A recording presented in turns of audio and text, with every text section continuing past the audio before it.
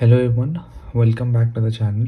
So this is the second video and today we'll start with corporate issuers का first video है ये and last video हम लोग ने ऑल्टरनेट इन्वेस्टमेंट का फर्स्ट लर्निंग मॉड्यूल किया था। तो आज हम लोग कॉर्पोरेट इश्यूज करेंगे एंड साइड बाय साइड दोनों वीडियो चलता रहेगा। तो ऑल्टरनेटिव करके भी कर सकते हैं, तो जैसे रहेगा I will update the same. So the first learning module of corporate issues is organizational forms, corporate issues, features and ownership.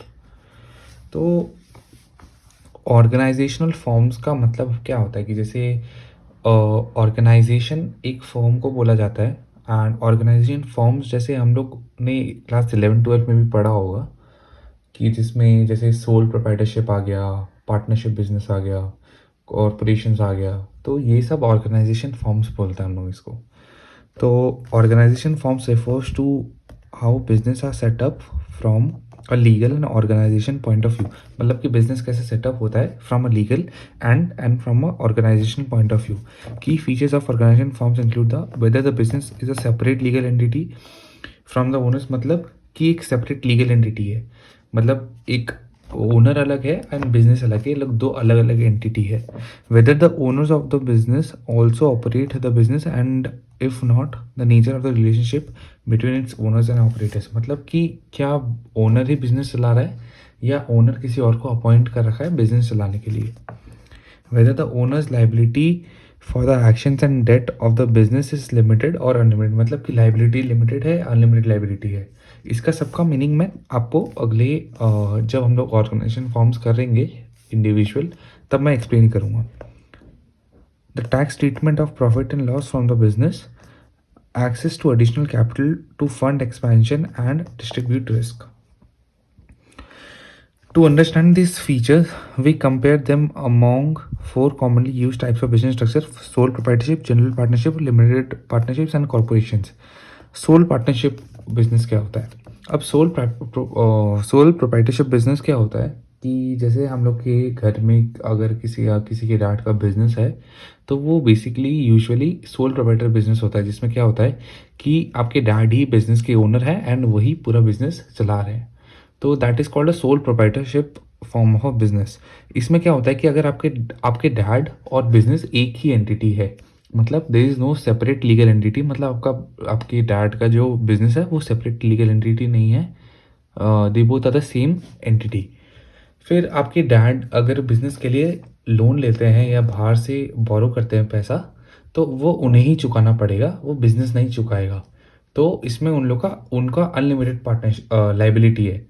आपके डैड का अनलिमिटेड लाइबिलिटी का मतलब क्या होता है कि अगर आपके डैड ने पैसा बोरो किया है बिजनेस के लिए या कोई भी चीज़ के लिए, तो आपके वो डैड को चुकाना पड़ेगा। अगर बिजनेस से पैसा नहीं आ रहा है उसको चुकाने के लिए, तो वो उनके पर्सनल एसेट को बेच के वो पैसा को चुकाना पड़ेगा।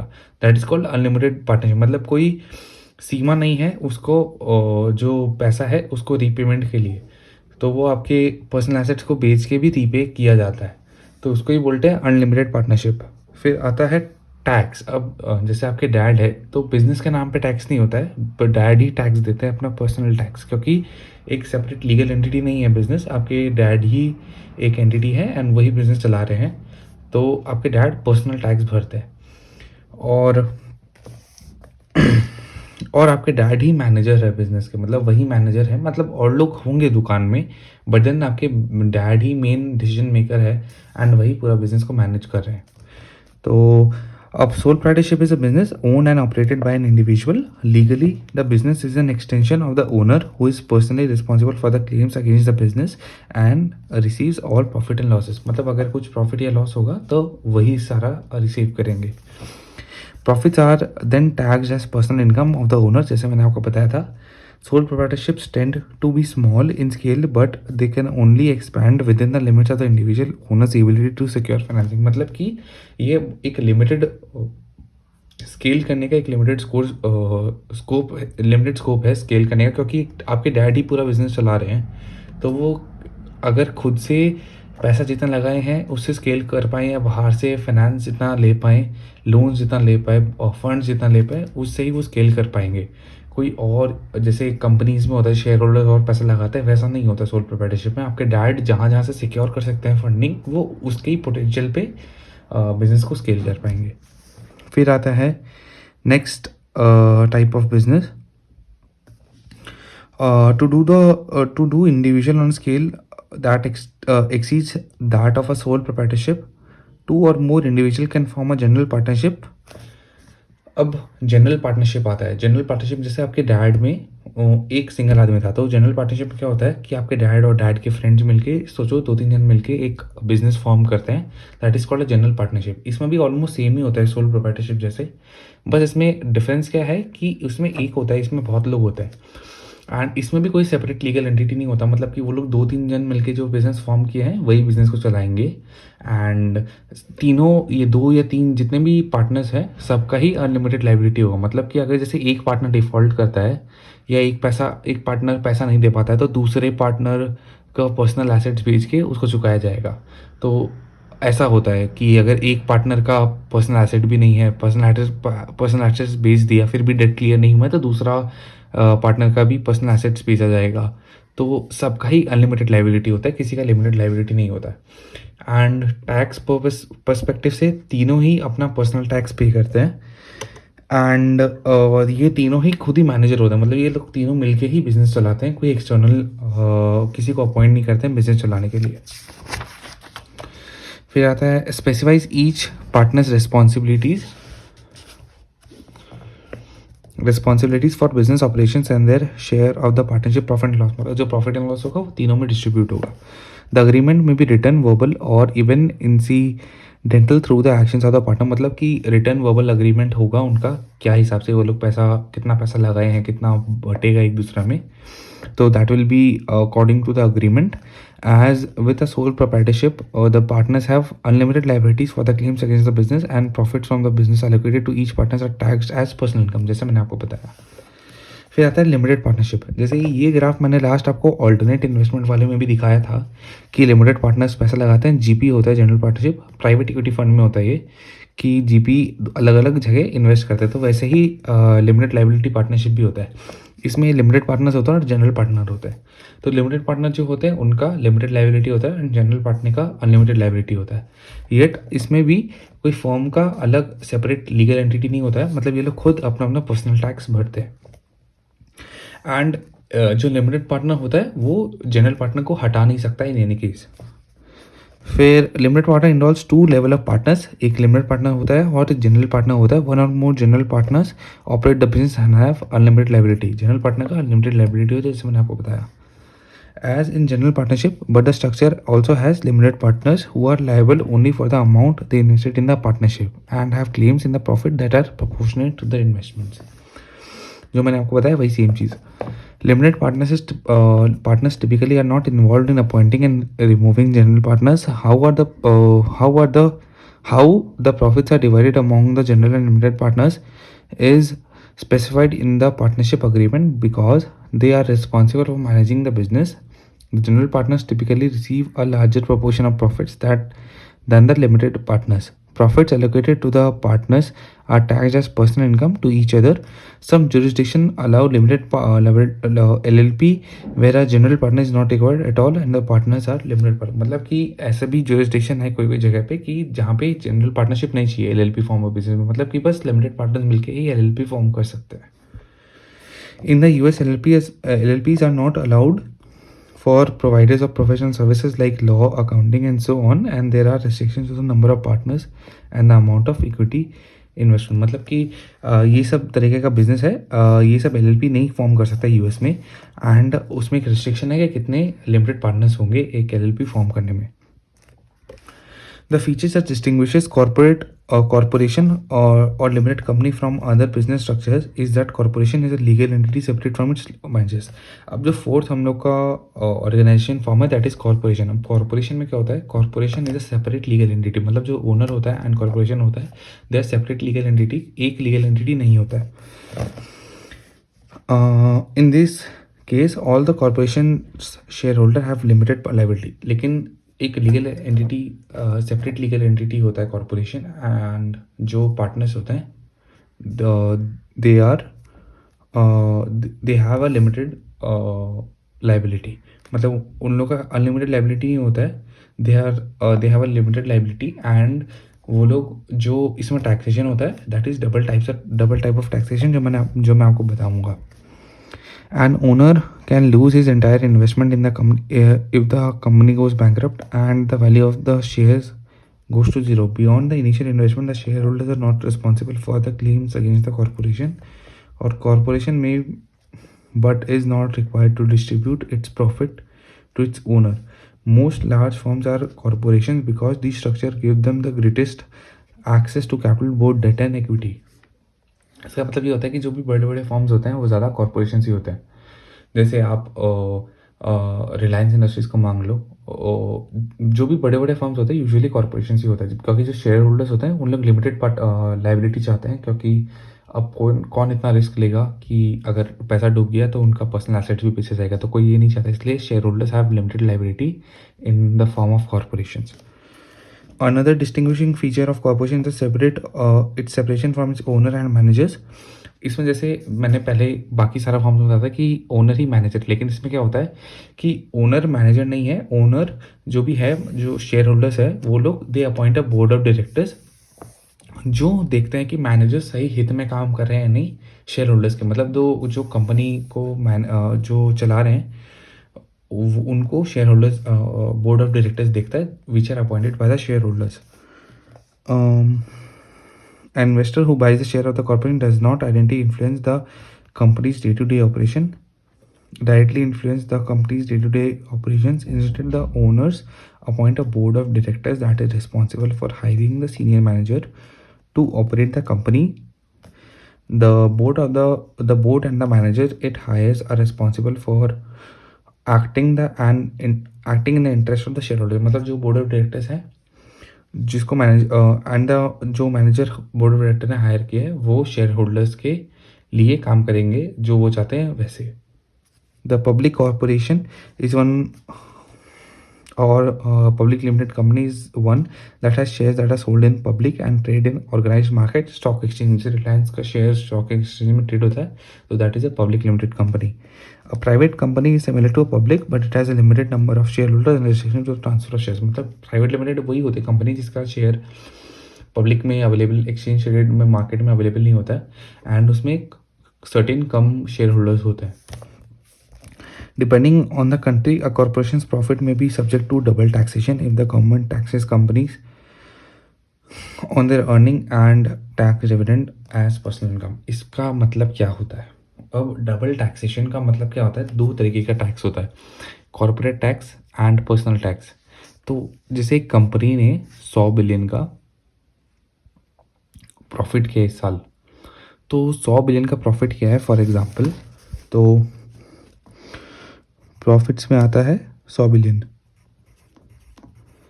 And corporate tax rate for example 30% है, तो इसमें कंपनी को डायरेक्ट गवर्नमेंट को टैक्स देना पड़ेगा.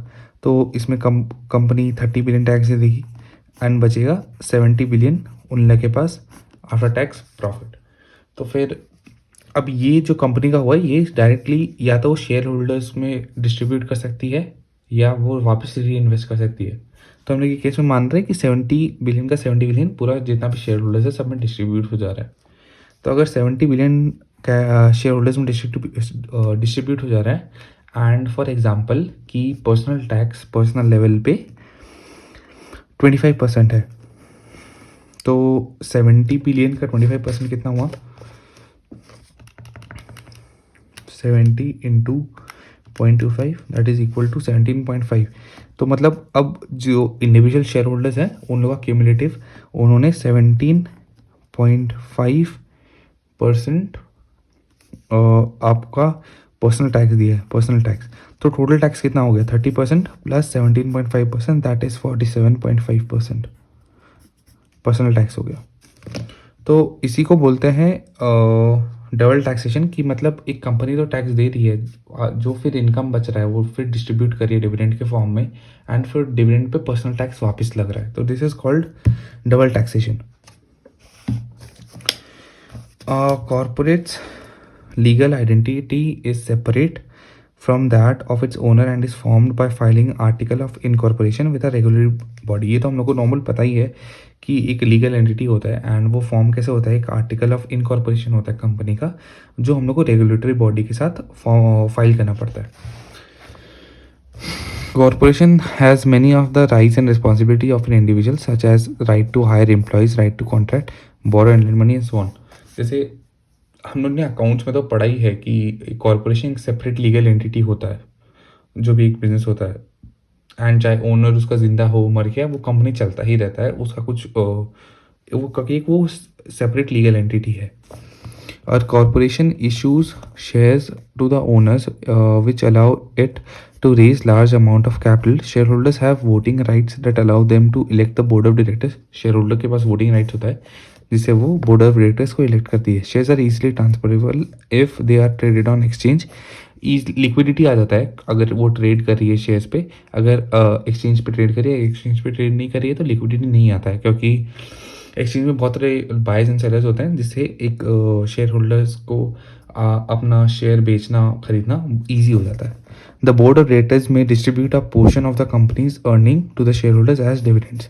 जैसे मैंने आपको बताया था इस केस में, जैसे 70 बिलियन बचा उन लोगों के पास, तो उन्होंने 70 को उसमें बांट दिया as a form of dividend.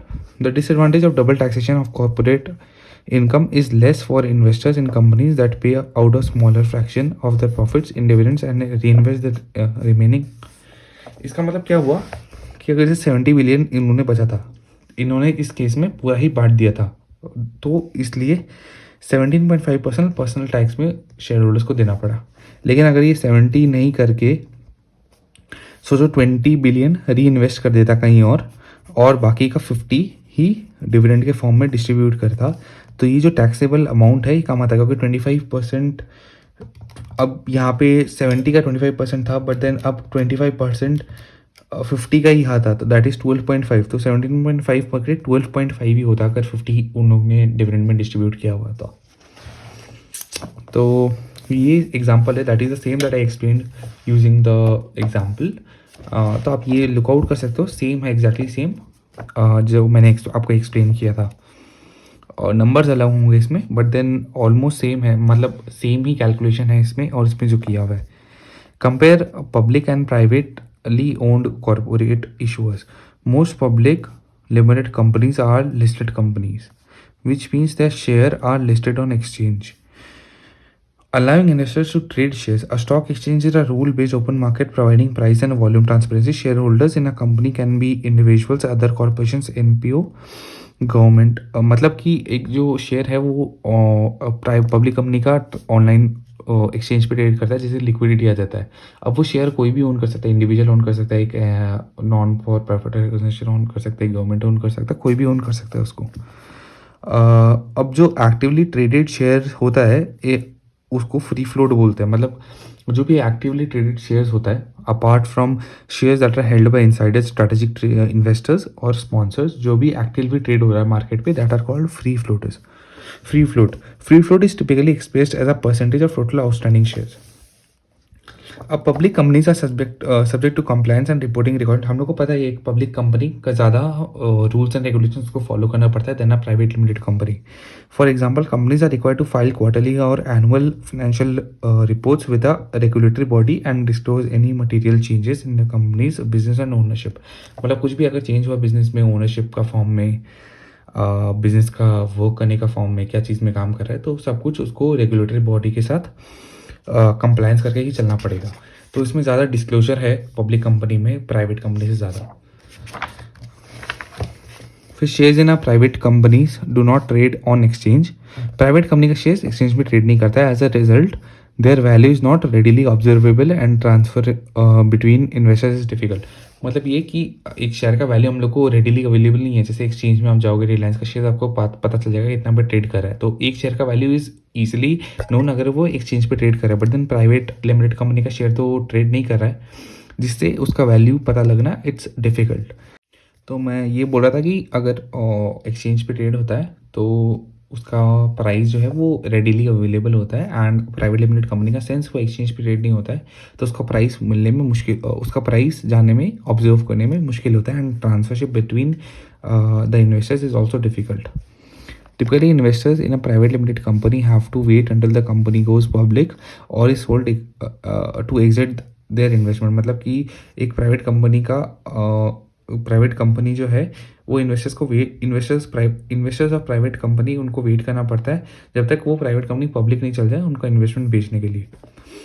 Private companies have fewer regulatory requirements, मैंने आपको बताया ही, and typically disclose less information than public companies. Also fewer investors. Private companies can take longer term view of the business. जैसे मैंने आपको बताया वही same चीज़ लिखा हुआ है.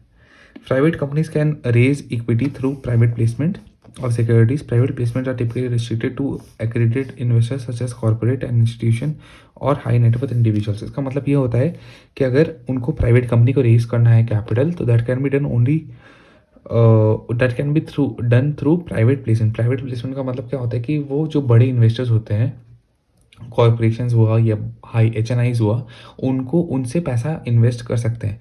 अब अक्रेडिटेड इन्वेस्टर्स क्यों लिखा हुआ है? क्योंकि ऐसे हम लोग के जैसे छोटे मोटे लोग जो शेयर्स खरीदते हैं छोटा बहुत कम अमाउंट लेके, उनके थ्रू हम लोग रेज़ नहीं कर सकते, क्योंकि अगर उनके थ्रू रेज़ करना है तो उनको पब्लिक जाना होगा. तो सिंस वो प्राइवेट है तो उनको अक्रेडिटेड इन्वेस्टर से, बड़े इन्वेस्टर से ही लेना पड़ेगा ज़्यादा अमाउंट. छोटे छोटे इन्वेस्टर से वो पैसा नहीं उठा सकते. Private companies can become public, go public in one of the three ways. मतलब वो प्राइवेट कंपनी पब्लिक लिस्टिंग अपना कैसे करवा सकती है? Through IPO, direct listing and acquisition bye SPAC. अब IPO क्या होता है? IPO हम लोग सभी जानते हैं IPO क्या होता है. अभी जैसे मार्केट पीक्स में सबका, बहुत सारी कंपनीज का भी IPO आ रहा है. तो IPO का मतलब initial public offering. Initial public offering मतलब क्या होता है? जब एक प्राइवेट कंपनी पब्लिक जाती है तो वो पब्लिक को ऑफर करती है कि हम इतना में इतना शेयर प्राइस, इतने बैंड में हम लोग अपना शेयर ला रहे हैं, कितना हम लोग मार्केट से पैसा उठा रहे हैं, हम लोग क्या काम करते हैं, तो सब कुछ प्रोस्पेक्टस में लिखा हुआ रहता है. एंड हम लोग जो शेयर इन्वेस्टर्स होते हैं वो IPO में अप्लाई कर सकते हैं ताकि हम लोग को उनका जो कंपनी है उनका शेयर मिल जाए. तो IPO is usually in primary market. दो तरह की मार्केट होता है, primary market and secondary market. Primary market मतलब जहाँ नई कंपनीज आती है एंड वो लोग अपना लिस्टिंग करती है कंपनीज अपने शेयर्स का थ्रू IPO. तो that is done through primary market. And secondary market is जो नॉर्मल एक्सचेंज है जहाँ पे हम लोग बाय एंड ट्रेड कर सकते हैं शेयर्स का.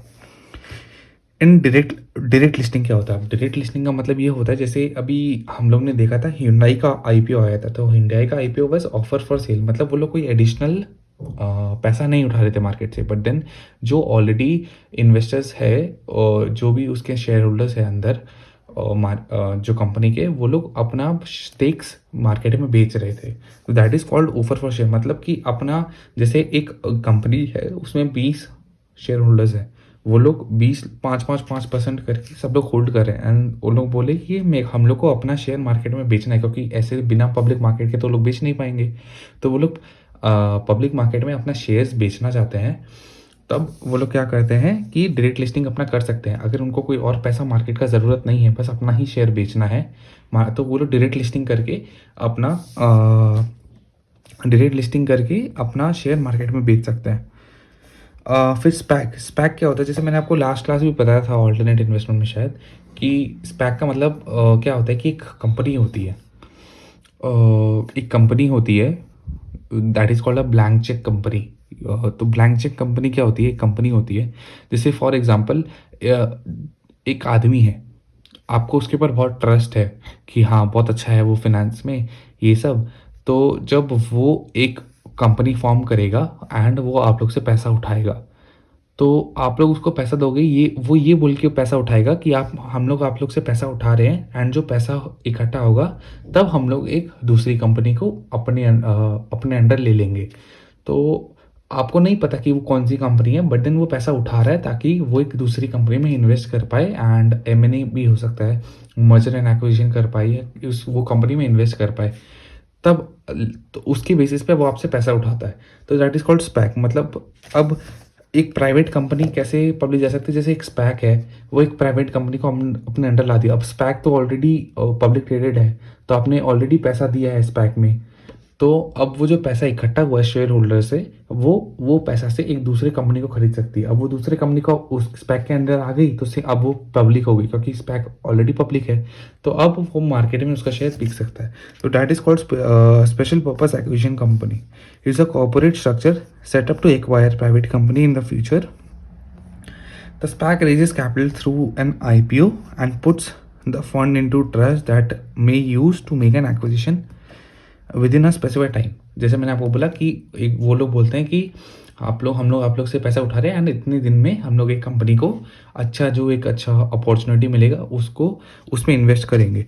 The acquired company does have to be identified at the time of IPO। For this reason SPAC is not a blank check company. तो इसलिए स्पैक को ब्लैंक चेक क्यों कहते हैं, क्योंकि ब्लैंक चेक इसलिए कहते हैं क्योंकि हम लोग को नहीं पता कि वो जिस में इन्वेस्ट करेगा वो क्या काम करता है। दैट्स वाई स्पैक को हम लोग ब्लैंक चेक कंपनी बोलते हैं। Sometimes there can be benefit of taking an under performing public company private to restructure and unlock its potential. मतलब कि एक पब्लिक कंपनी है लेकिन वो अपना फुल पोटेंशियल पे काम नहीं कर पा रही है, तो उसको प्राइवेट भी करना पड़ेगा, क्योंकि पब्लिक में सिंस ज़्यादा रेगुलेशन एंड ये सब है तो उसको प्राइवेट करते हैं। दैट इज़ कॉल्ड एज, जिसको बायआउट भी बोलते हैं। तो LBO करके उसको पब्लिक से प्राइवेट करके फिर हम लोग उसके अंदर का सब कुछ वापस रीस्ट्रक्चर रीऑर्गेनाइज करके फिर वापस उसको पब्लिक लेके जा सकते हैं। In such a case acquire purchases all the outstanding share of the public company and the company is delisted from the exchange. The benefits of going private include a lower regulatory burden and associated with cost savings। तो अब हम लोग का ये वाला chapter तो over होता है। Let's look at some of the, अब ये इसका तो बहुत इजी है MCQs, फिर भी अगर चलो देखते हैं। Which organization form has the highest degree of separation between owners and operators of business. मतलब कि अलग अलग सेपरेशन किस में है ज़्यादा। जैसे अब लिखा है limited partnership, general partnership. Limited partnership में हम लोग ने बोला था कि कोई सेपरेट लीगल एंटिटी नहीं है। जनरल पार्टनरशिप में भी बोला था कि कोई सेपरेट लीगल एंटिटी नहीं है, लेकिन कॉर्पोरेशन में तो जो कंपनी है वो एक सेपरेट लीगल एंटिटी है, तो दैट्स वाई कॉर्पोरेशन। तो a corporation is subject to corporate tax of 10%। Share holders are tax at dividend rate of 15%, assumes the company pays all of its after tax profits and dividend। The effective tax rate of the corporation is, अब देखो corporate tax rate हम लोग को 10% बोला है, 10% बोला है। Share holders are taxed on dividends at rate of 15%। मतलब सोचो अगर 100 था टोटल प्रॉफिट, उसमें से 10 हम लोग ने कॉर्पोरेट टैक्स दिया तो बचा कितना, 90।